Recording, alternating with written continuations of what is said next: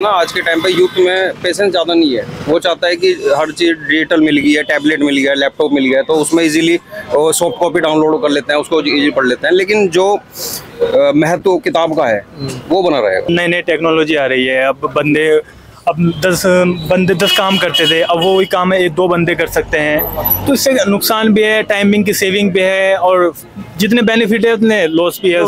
Hello sir जी, आपका नाम sir? मेरा नाम अंकित है। अंकित जी क्या काम करते हैं? मैं सिविल सर्विस की तैयारी कर रहा हूँ। Very good.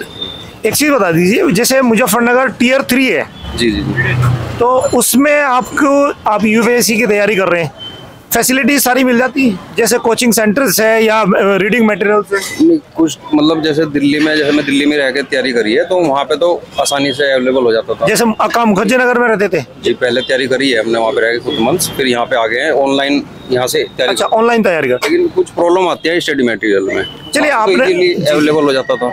अब आप यूपीएससी की तैयारी कर रहे हैं, सबसे एलाइट ऑल इंडिया सर्विस में। अब ये बताइए, अभी ऑनलाइन तैयारी कर रहे हैं क्योंकि डेफिनेटली इंटरनेट से तो कर रहे होंगे, ई लाइब्रेरी आजकल है, ई बुक्स आ रही हैं, जी जी, न्यूज़पेपर भी ई बुक्स, ई न्यूज़पेपर्स हैं। मैं वैसे तो हार्ड कॉपी पढ़ना।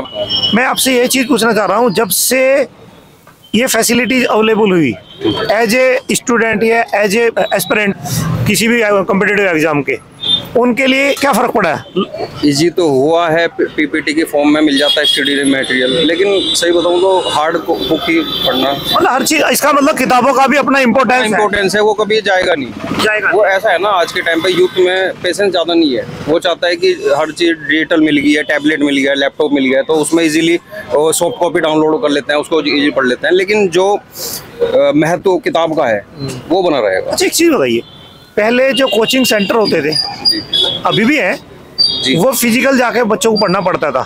जैसे मुखर्जी नगर में तो पूरे कोचिंग सेंटर्स ही है। जी जी। अभी ऑनलाइन कोचिंग सेंटर्स भी जो यूपीएससी की तैयारी भी करा रहे हैं, और खान सर हैं, फिजिक्स वाला है, ये बहुत सारे कोचिंग सेंटर्स हैं। आप क्या सोचते हैं कि ऑनलाइन कोचिंग्स में लेने में बच्चों को फायदा है या जो वैसे ऑफलाइन में फिजिकल? वो मर्जी पे डिपेंड करता है। किसी के अगर वहाँ रहने का बजट नहीं है जी, वहाँ पे, क्योंकि ज़्यादा ही भाई खर्चा भी होता था, ज़्यादा जाता है, पेरेंट्स किराया भी देना, घर, मतलब हाँ, ठीक है, और कोचिंग भी ज़्यादा कॉस्टली है। तो ऑनलाइन में फ़ायदा ये है कि आप घर पे अगर माहौल मिल रहा है, आप नहीं जा सकते वहाँ पे, तो आप ऑनलाइन लेके भी तैयारी कर सकते हो। ऑनलाइन की फीस भी कम है, थोड़ा फीस भी कम है, और ऑफलाइन में थोड़ा सा माहौल मिल जाता है बच्चों को।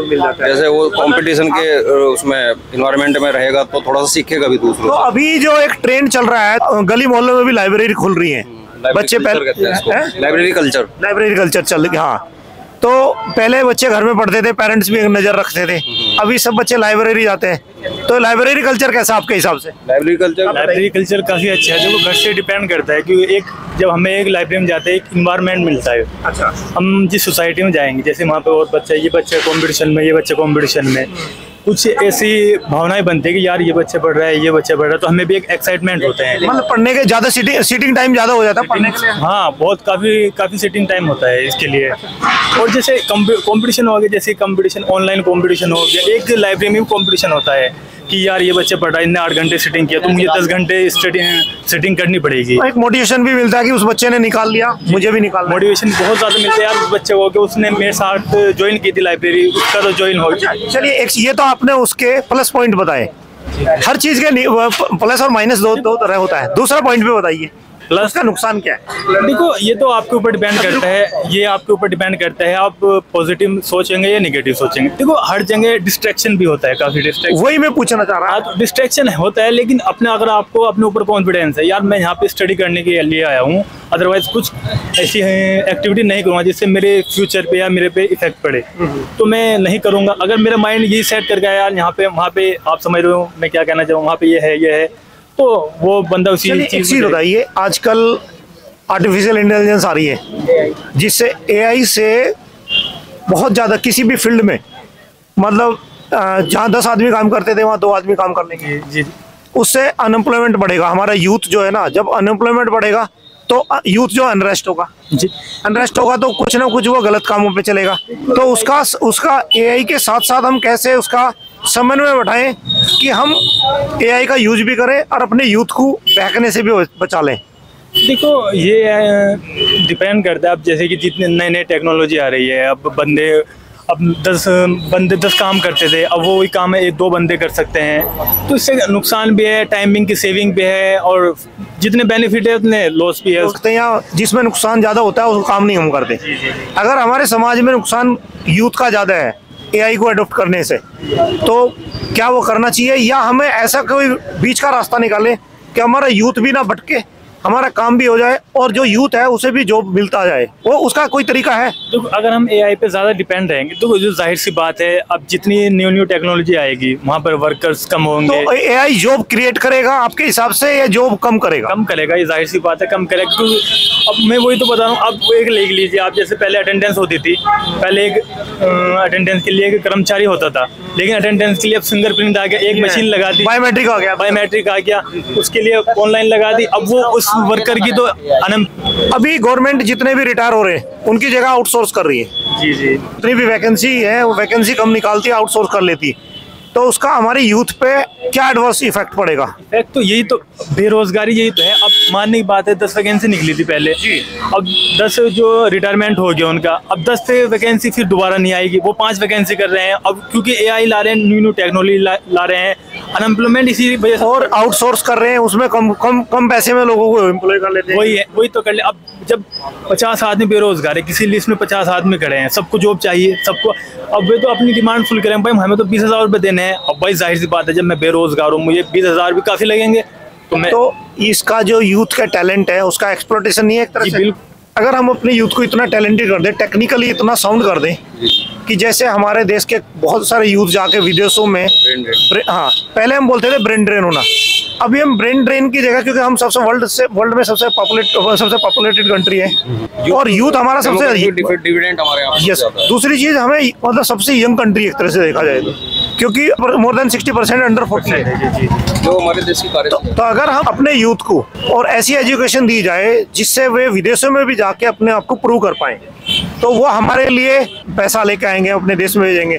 2 तरह से डेवलपमेंट है वो, तो उनका अनएम्प्लॉयमेंट बच जाएगा, मतलब वो बेरोजगार नहीं रहेंगे, उन्हें रोजगार मिल जाएगा। आप गवर्नमेंट को क्या बोलेंगे कि ऐसी कोई फैसिलिटी करें ताकि यूथ हमारा ट्रेंड भी हो जाए? कारण ज्यादा रोजगार पे डिपेंड नहीं कर रही आज की डिपेंड, अदर कंट्री की रस तो करती है, लेकिन अदर कंट्री की रस ये नहीं करती कि उसने हमें जॉब दी, उसने उसकी वहाँ पे इतनी जॉब है, कंपनीज हैं, अदर जो भी कुछ अदर फैसिलिटी है ये है। अच्छा सर, एक चीज बताइए अमित जी, गवर्नमेंट को क्या ऐसे स्टेप ले ताकि हम ज़्यादा से ज़्यादा यूथ को ट्रेंड कर पाएँ और यूथ को अनएम्प्लॉयड होने से बचा लें? देखो 2020 में इंडियन गवर्नमेंट ने न्यू एजुकेशन पॉलिसी लाए थे, तो उसमें काफ़ी चेंज करा था उन्होंने। अच्छा। कि जो पहले साइंस स्ट्रीम का बच्चा है वो साइंस स्ट्रीम ही पढ़ता था, अब वो बच्चा कॉमर्स के भी कुछ विषय पढ़ सकता है, फिलोसफी पढ़ सकता है, वो चीज़ें उसमें मिस करी है, तो उससे थोड़ा सुधार होएगा। और हमारी कंट्री जो है ना, जो हमारी कंट्री है उसमें एजुकेशन के ऊपर जीडीपी का बहुत कम खर्च होता है। आपका कहने का मतलब कोई भी गवर्नमेंट चुन के आती है एजुकेशन पे बहुत, इस पे ध्यान ही कम देते हैं। ठीक है, वो किसी और मुद्दे पे ध्यान देते हैं। काफी करते हैं मगर करते आप देख, तो एक चीज वही है, यूथ है, आप बदल नहीं सकते सर, बदलने की कोशिश, मसला ये है, मुद्दे नहीं बदलने, सरकार बदलना, सरकार मगर क्या करें, सरकार, हमने ये सरकार लेके आए थे, सरकार ने कुछ बेनिफिट नहीं दिया, अब कांग्रेस आ जाए वो भी हमें कुछ नहीं भाई। अगर यूथ सेट होगा ना सरकार, यूथ ये सुनो, यूथ को यूथ ही समझ जाए, राहुल गांधी जी यूथ है, देखो वही है, भाषण में कुछ भी कह सकते हैं। किताबों पढ़ के यूथ है, उन्होंने असली जिंदगी भी नहीं देखी है। वो किताबों वही है ना, अब यूथ वे जैसे अनएम्प्लॉयमेंट इतना है, उन्होंने कभी नहीं देखा भाई, वे तो रिच फैमिली से बिलोंग करते हैं, स्टार्टिंग से रहते रिच ही रहेंगे।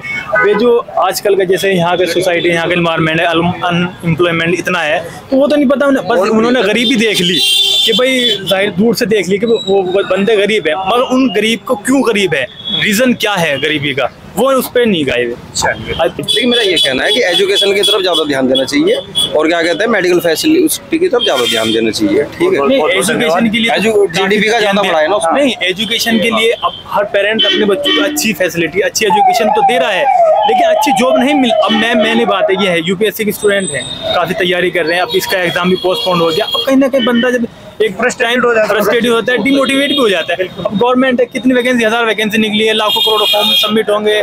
मैंने भी आरओ का एग्जाम दिया था, मेरा आरओ का वो कैंसिल है, तो कहीं ना कहीं जब एग्जाम यूपी कांस्टेबल का एग्जाम कैंसिल के बारे में, चलो मैं पेपर लीक के बारे में बात करता हूँ। जो पेपर लीक हो रहे हैं उस पे एक यूथ को जो अपेयर हो रहा है उसके माइंड पे क्या असर पड़ा? माइंड इतना इफेक्ट, देखो अब हमने बात, अब 1 महीने या 6 महीने डिले हो गया एग्जाम।